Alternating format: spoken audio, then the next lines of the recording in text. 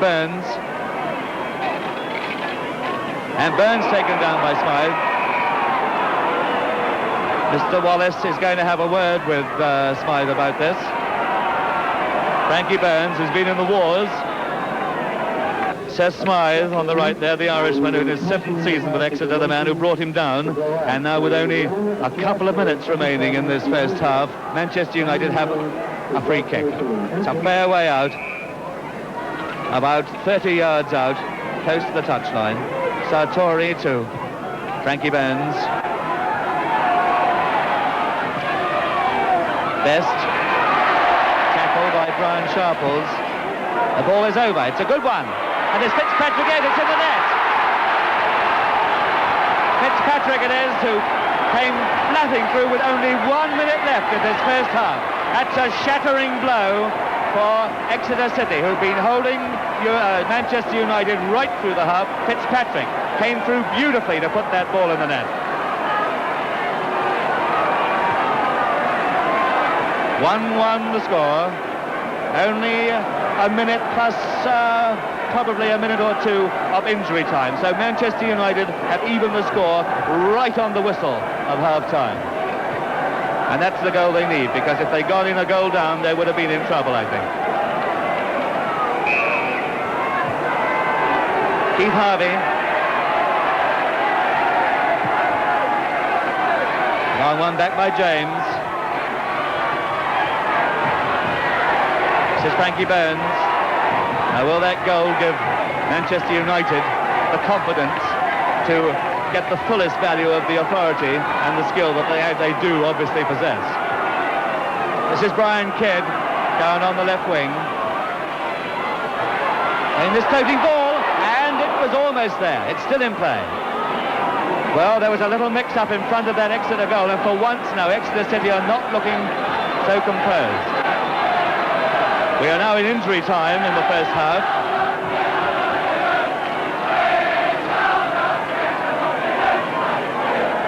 Brian Kidd going to take the corner.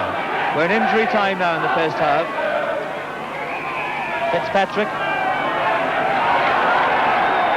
Foul by Fitzpatrick and free kick to Exeter City. Back on by Banks.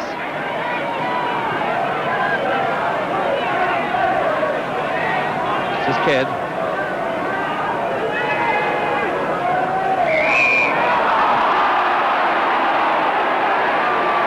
Foul by Pinckney. Mr. Wallace not having any truck with John Mitten as he looks at his watch again. There's 2 minutes of injury time gone now. There's the whistle. The end of the first half. Exeter City 1, Manchester United 1. There's Alan Banks, who scored the goal for Exeter City, his 16th of the season. And Fitzpatrick, the scorer, just before the interval for Manchester United. 16-72. The second prize is all prize for £20. And so it's the 4th Division heroes from Exeter City holding the European champions to 1-1, who kick off in the second half. Manchester United and Bobby Charlton moving fast. Sharples into touch. Bobby Charlton, who covered a lot of ground very fast then. Sartori. This is Charlton. Fitzpatrick, the man, as Bobby Charlton, who made the pass.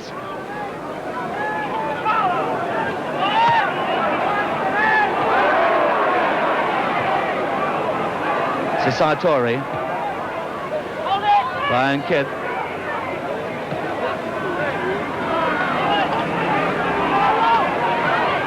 Sartori. Back to Kidd, who'd been floating along dangerously behind him. And that one floated straight through. Here's Bobby Charlton. He's missed a shot. He's kicked off the line by play. A swerver then. What a chance for United that was. It's Frankie Burns trying to force it through. Fitzpatrick going to United.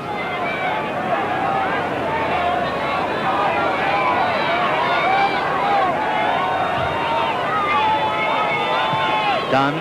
Good one. And it's in the net. Well, it looked to me as though Georgie Best touched that one as it went through. Dennis Law put his hands in the air, but I reckon it was Georgie Best's header that flicked that one past. Dennis Law threw his hands in the air, but it looked to me as though it was George Best's head that deflected that one just outside of Peter Shearing's reach. 15 minutes to play gone into the second half, and Manchester United go 2-1 into the lead. Fitzpatrick, the man who helped him in that goal.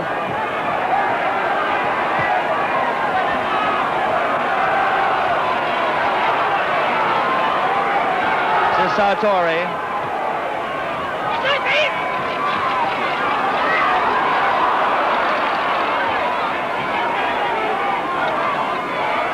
This is John Mitten.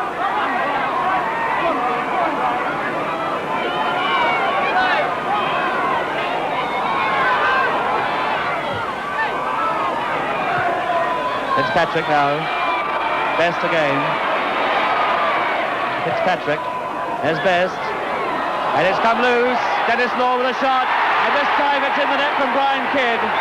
Exeter City's defence is now folded up. Two chances on that. Dennis Law had the first shot. Brian Kidd had the second. It was Kidd who scored. Up comes James, and dramatically the match has changed. 16 minutes, Best scored, or an own goal perhaps, and then 17th minute Brian Kidd really rattled the rigging with that second shot.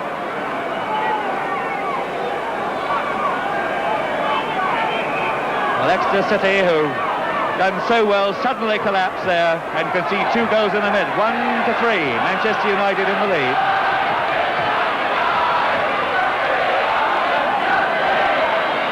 Stepney. Play out to intercept.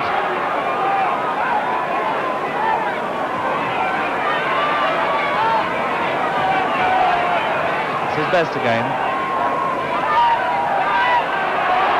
He's fighting for it, but fighting just a fraction too hard. Was Core. And now Manchester United with that 2-goal advantage looking most confident.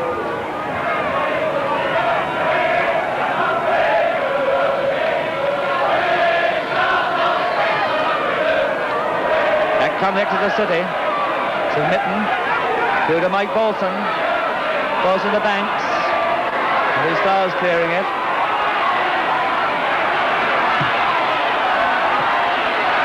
That was a 50-50 ball. Charlton, Exeter City really trying very hard indeed. This is Blaine.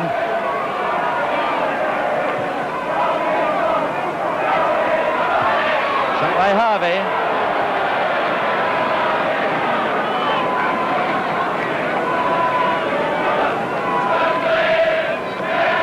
Burns, who and there's going to be a substitution, I think. Yes, a substitution. Pleat for Exeter City has come on, and Keith Harvey, the long-serving player, has gone off. This is Best, and Best is playing beautifully, and he was taken back. Best was taken back by Blaine.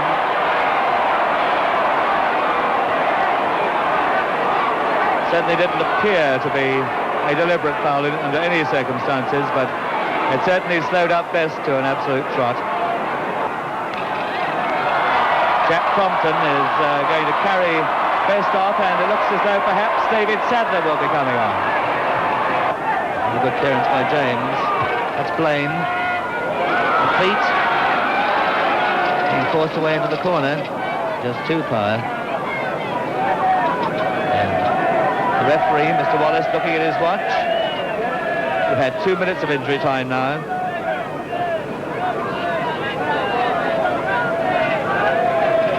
Goal kick going to be taken by Stepney. There is the final whistle, and Manchester United have won by 3 goals to 1. A very sporting and hard-fought cup tie. The goal scorers, Fitzpatrick, Best and Kidd, and for Exeter, Alan Banks. Well, I want to tell you, happy at all. in the West Country about that disallowed goal for Exeter in the first half, because it could have made a tremendous psychological difference. It could have made the score 2-0. Let's just check now on what happened in slow motion as we join Alan Weeks. And as Johnny Newman floats this ball up into the area, look at the players in front of the goal and also watch the referee who is in the foreground. The ball bounces. Here's Banks. It bounces again, and as he turns, the ball bounces up and apparently hits his hand there. The referee is looking straight at the player, not looking at the man who's coming around from the left, who might be in an offside position. As we run on now, the ball runs forward from his hand. The referee immediately blows up without even looking at the man on the left, and so John Corr's goal is disallowed. And by the way, the latest on George Best, a twisted ankle, not too serious. Well, our next match features the beaten finalists of last season, Everton, who've been playing such attractive football this season. They had First Division opposition in Ipswich Town, and our commentator at Goodison Park is Ken Wolstenholme. The referee at Goodison Park, Mr. Partridge from Middlesbrough. Ipswich Town to kick off. This one of only 2 All First Division clashes, and Ipswich playing in their change colours of white shirts. Already held Everton to a draw, 2-2 at Portman Road, and strangely enough, the next home Football League game here at Goodison Park, Ipswich will be the visitors. Back come Everton, almost incessant attacking now by them. Royal back to ball.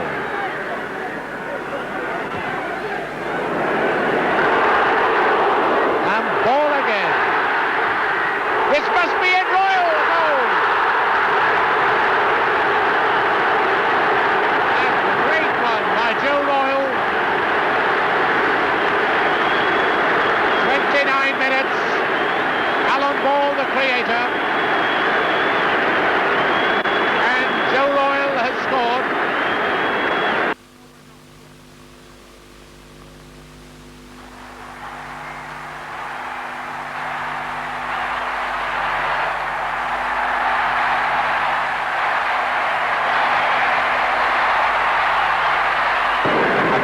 By right on. Watton gives a free kick to Ipswich.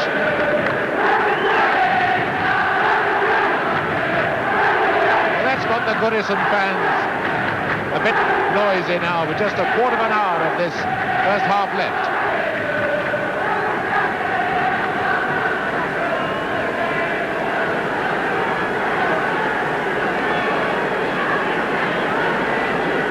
Watton with a free kick.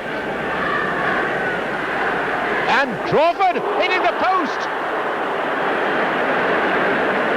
Oh, I wonder what Ray Crawford said to himself then. Everton caught completely unawares. Nobody moved for that ball. And Crawford got his head to it. It's the luckiest let off Everton will have in this match. Corner for Ipswich, their first of the match. Jefferson.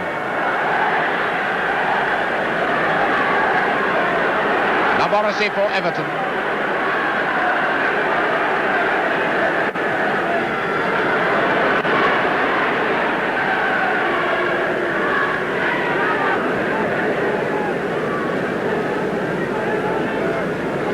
This is Baxter for Ipswich.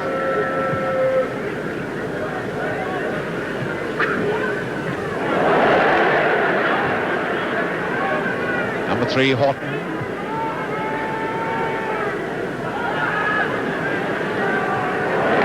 Playing magnificently in the Everton defence. To right. Moves Kendall to Ball.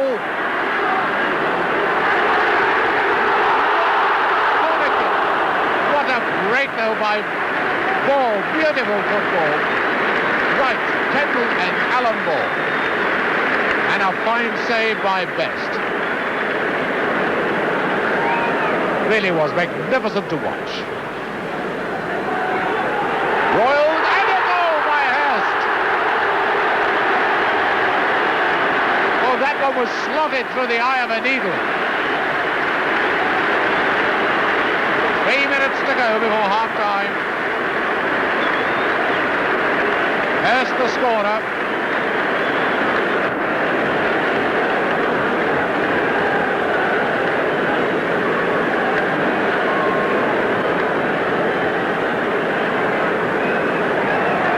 It's 2 goals to 0.